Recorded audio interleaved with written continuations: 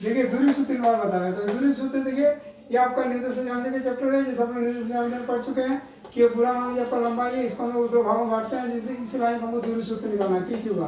तो देखिए पी का सेंटर में ए है और ये बी है, ये एक्स लाइन है, तो पहला x1 मान है, दूसरा आपका x2 मान है। तो ये आपका ए बी का अंतर क्या होगा, x2 माइनस x1, तो ये वाला होगा पी आर में x2 माइनस x1।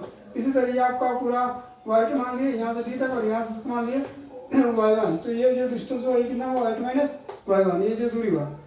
अब ये देखिए पाइथागोरस प्रमेय से कर्ण हो गया, तो कर्ण का वर्ग बराबर होता है लंब और आधार का वर्ग, तो इन दोनों का वर्ग को निकालेंगे और इसका अंडर रूट कर दिया, तो ये आपका इसका फॉर्मूला आ जाएगा। यदि मूल बिंदु से देगा तो ये आपका टर्म खत्म हो जाएगा, इसमें x माइनस 0 लिखेंगे और y माइनस 0, यानी कि root under x square plus y square.